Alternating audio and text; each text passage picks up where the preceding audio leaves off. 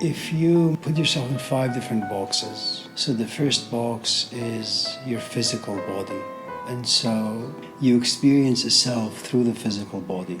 In other words, let's say you go out with someone, they're really, really good looking, and it inspires attraction. And then you gravitate towards this person. And if someone asks you, for example, why are you with this person? You say, well, he's really good looking. So there's a stage where you and I kind of have a self, but that self is purely physical. Then there comes a point where, because of your physical self is involved in, just society, day-to-day stuff of life, you have no choice but to have some emotions be created inside you. So when your boyfriend, for example, comes home, he may be very good looking. The problem is because of the, say, argument you had the night before, and that argument created a good amount of negative emotions. You no longer relate to the relationship as something physical, but now something emotional. Now the two of you sit and talk about the things you talked about and how it made each of you feel. So when you pass the physical self, then you get into the emotional self. That, you talk about various events that has taken place in your life and the emotions they have created for you. And then you're trying to kind of figure out the emotions, trying to figure out what to do with them, why they're there, if there is a way to get rid of them. And depending on, the degrees of intensity in these emotions, some are very, very mild, so there is no reason really to think about them or wrestle with them. Some happen to be somewhat intense. And the more potent or the more intense they are, what happens is it's going to take you a longer time to figure them out. So when you move from physical to emotional, there is going to be this desert period where you want to go back and experience yourself through the physical. But it's as if whatever you touch in the physical realm, it just doesn't nourish you in any sort of way. So you enter into this nothingness, but I don't think there is anything spiritual in it. I just think that it's just the way human beings function. That you want holding hands with your boyfriend to still mean what it did some weeks or months ago. It just doesn't. There is a void that has entered. You're looking for something else. You may or you may not know what it is that you're looking for, but what you do know is that the physical part is no longer as exciting. It's needed, it's just not as exciting until it just completely falls apart because, he just doesn't have the capacity to have meaningful conversation or have a meaningful presence. And so you enter this emotional stuff, and depending on, again, how intense, how potent, how layered those emotions are, you're going to stay in that world for a long, long time just to figure things out. Now, sometimes what happens, the emotions, because they're complicated, because they're historical, it's really difficult to kind of go back in time and figure out their genesis, how they slowly evolved and why they are the way they are at the present, for example. So they'll keep you entertained for a long, long time. And most often when you say there is nothing, for example, I've entered this space of nothingness, you go back to the physical, there is nothing. You're trying to figure out why these emotions are the way they are, and you just get frustrated and you just throw your hands up and you say, no, I just think I'm done with this stuff. And then you have no place to go forward and no place to go backwards, so you just sit there and it is nothing. But it's not, see, when you got over the physical, you tried going back, but there was nothing meaningful in it. And you had to wait for a while until the emotions come about so that you can feel relatively nourished with the emotions. And now you enter this thing called emotional self. Now, if, for example, you have some serious stuff going on that all of a sudden slowly they have come up for you. For me, I call it psychological. It could be negative, it could be positive. You have a psychological self, which is a space that's filled with, trauma, but it has also impacted your physical body, it has also impacted your emotional body. So now you have 3 areas that give you a good amount of identity. Your physical body aches, you don't know how to move it, for example, you don't want to exercise, you don't want to do anything. And that's what trauma does. It kind of gets you sad and depressed, and you're paralyzed in certain ways. And out of the psychology, you have certain very, very intense emotions that are caused by the trauma inside. And if the physical was only physical, if the emotional was only emotional and had some physical consequences, the psychological is very, very, very complex, because not only does it create emotions you don't really want to have. You wake up angry and you're always moody, and you have lost your ability to trust and to have faith.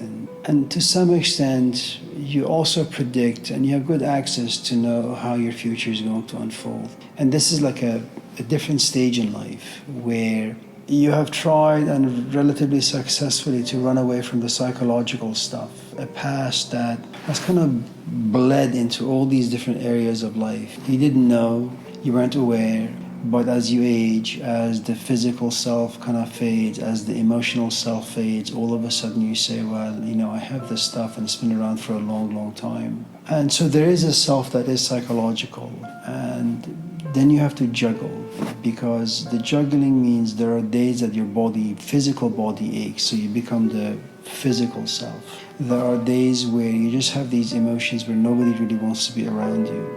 That's the emotional self, where you say, oh, I need to be a bit more sociable, I need to laugh more, smile more, be friendly with people. And there are days where you are just a psychological self, which is you have access to this past of yours, and you know how haunting it is, you know how intense and potent and negative it is, and there isn't much you can do. And then it creates a good amount of paralysis, it creates a good amount of depression, it creates a good amount of loneliness. I mean, that's what pain generally does. It does create a good amount of loneliness. And you try to share your loneliness with another, but this is an emotional body that no one can reach. There is no one to lay with, unlike the physical. And even as you're trying to distract yourself, let's just say, by being with someone, you know full well why you're being with this person. It's not because you like him or you love him or you enjoy their company, but it's a way out of being too aware of the psychological self that's just ever present wherever you go. Now, for some people who don't really have that particular past, the traumatic past, the psychological self doesn't exist. And you could replace it by, say, a set of belief systems. You've read a lot of books and you have a certain position about certain branches of life. And so that is what you identify with. Then there is this thing called the intellectual self. And remember, as you transition from one self to another, you go into these desert areas where there is nothing. And you try to dip back into the old self to find meaning, purpose, identity, but they're just not working. And so there's a period of nothingness. There is no future because you have no access to it, you don't have experience with it, you don't have any maps, no GPS. So you go to the, what you're familiar with, but it no longer works. That not working, you enter sadness and depression and loneliness, okay? But again, it's not because you're questing for this grand understanding of what does it mean to be me? What does it mean to be alive? Is there a God? Is there a truth? Is there like a self of sorts? There is nothing spiritual about it. It's just, I think, part of our growing periods. We go from this stage to that stage. Then there is the intellectual stage where you identify with the things you believe in, the books you've read, the ideas you've had. If I, for example, was to say, Middle East is the way it is because of, say, America, and America is the way it is because of Caucasians, for example. And because you've read a few things, now you raise your hand or you say, I don't think that's true because of A, B, C, D. And you and I will go back and forth with this particular issue for like the next 5-6 hours. We shout, we scream, we laugh. We try to be sarcastic, not to destroy our friendship completely. And that becomes the intellectual self. Then there comes a point, and it's important to recognize all of this, because the assumption is that every nothingness has a spiritual quality to it. It could have, but I think for the most part, it's really devoid of that. It's just, you're going through things that everybody goes through. You go back into a world that can no longer really nourish you. You try it because you don't know what else to do, but it fails to nourish you. And so you enter this desert life, and you're just waiting for someone to come into your life and inspire you emotionally, so you can have the physical as well as the emotional, or you can have the physical, the emotional, as well as the intellectual. There comes a period where you have been through the physical, and you have been through the emotional, and you have been through the intellectual. There comes a point where you have been in all these worlds, and there is no longer anything to fight for. You don't find any value in the physical.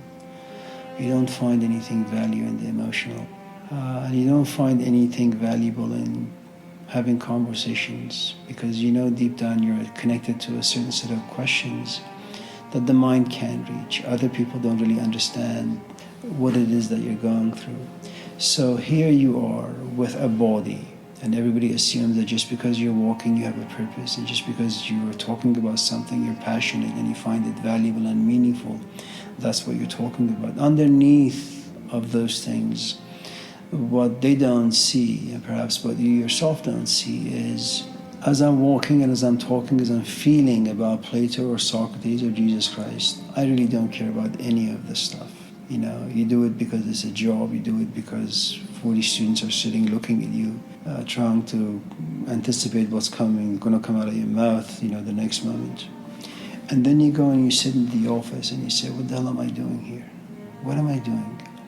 By the time you get this nothingness where the physical, the emotional, and the intellectual are basically sidelined, you have been in those worlds and they've proven themselves to be insufficient. Very much like Job, you say, why doesn't the earth open up and swallow me? It's a very, very strange place to be, I think, for anyone who has kind of transcended those three stages of identity or selves. Because you sit on the top and you look at your body. It's healthy. It doesn't create pain, which means that you don't get pulled back into your physical body. So your body can't really give you identity. Your emotions, you kind of approach life events and the sort of emotions they create inside you in a very, very mature way. You don't get attached to any of them. There is nothing to be attached to. Things come, things go. You kind of look at yourself as the screen of a movie theater, the TV screen. And then someone asks you, what book have you read? And you say, what is there to read, really? Now, what happens when you get to this stage, in every stage of nothingness, you're going to be a wanderer. You have no home, you have no place to go, you have no friends. But the life of when you pass the physical stage and you enter the desert life, you're going to stay in this desert for maybe a month. That's really way, way too long. It never takes that long. You'll probably be there for a few days before something emotional happens to you and you just begin to play with emotions. And then your body will help you, with those emotions. It'll carry you here and there, give you purpose and meaning. So there is engagement and activity and, inspiration, motivation. When you're done just being pushed around by your emotions, and then you say, I really want to kind of understand, I want to reflect about how these emotions come about and how these emotions impact my body. That's another kind of emptiness of desert life you're in, because you've never been in the world of the intellect. And I don't mean intellect in the academic or, contemporary sense. I mean the ability to simply sit and really, really reflect about the emotions, their history, why they're caused, how they are caused, the sort of physical environment you occupy that causes those emotions, how those emotions impact your physical body. And then because you and I are social, how the play of emotions impact our ways in the classroom, or our conversations with our parents or with our friends. Are you mean-spirited? Are you passive? Are you aggressive? And so because you haven't had experience with that world, you kind of go into this desert. You want to, again, be pushed around by your emotions, but you have a good sense about you. And it says, no, I've been here, I've done that, I don't want to do this anymore, but I don't really know how exactly to control all of the stuff down here. The nice thing about the world of reflection being complicated is because it can actually entertain you for a long, long, long, long time. You can sit and read books for the rest of your life.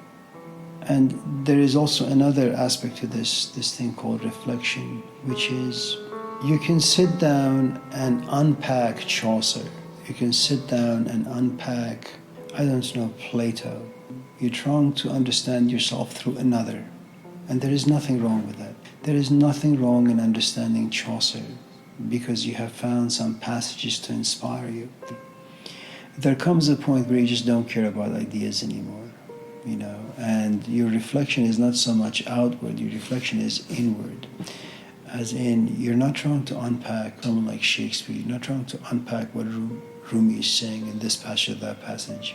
You kind of try to go within and reflect on things that inspire you. And I don't really know how that works. How, as you're like sitting and all of a sudden you say, let me grab a pen and a notepad and just begin to write. And you write some very, very inspiring and beautiful, prose and poetry.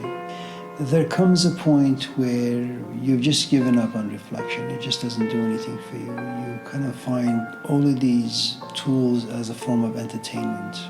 Now you begin to seek something. And I'm not quite sure what it is that you seek, but you say, and this is where I think true meditation comes about. You have moved your physical self here and there for the past 20 years, and you've grown tired. You've moved your emotional self here and there to this party, to that party, to this friend, to that friend, and you've outgrown that. You've engaged in a good amount of meaningful conversations about various things in life, whether it's social justice or philosophical ideas, the ones that come out of Plato and Socrates, or the religious ideas that come out of Jesus. And you say, no, I don't really want any of that. For the most part, you don't look at anyone, you don't look at anything. Because what happens when you look at something, it's as if, you sit in this room, you close your eyes because you know that there is this nothingness and there is no escape from it. The moment you open your eye and you look at that picture on the wall, that very look, it robs you of the nothingness you lived in. It creates a self. However intense, however pathetic that self may be, a self is created. That painting, on the wall robs you. Your realization that there is nothing in you worth doing anything. You don't need to walk. You don't need to think. You don't need to feel. You just sit. And the problem with this nothingness, it's not going to be just 2 weeks, and it's not going to be just 2 months. It's going to be, and the saying that it's not in your time that you will understand, but in God's time. Something like that, I think. Where this particular nothingness, you just have to sit, and you just sit, and you just sit. And, your existence is quite pathetic. There is nothing about you that means anything. You have no use for your body. Your emotions mean nothing. Your intellect means nothing. You don't engage in any conversation. And because you've been there, you've done that, you don't allow any... it's not that you don't allow. Nothing out there can inspire any feelings or emotions about you. And even if they do, their life is very, very, very, very short. And that's where the spiritual quest begins. Because, the spiritual quest, it has no need for your body. It has no need for your emotions. It has no need for your psychology. It has no need for, for your thinking. It has nothing to do with any of that stuff. And so, because it has nothing to do with your physical, emotional, intellectual, psychological life, that's when the spiritual quest begins. Now, the problem with this particular quest at this stage is no book can satisfy it. No place that you can go physically can satisfy it. No amount of reflection can satisfy it. And you have this strange sense of longing, but you just don't know what it is that you're longing for.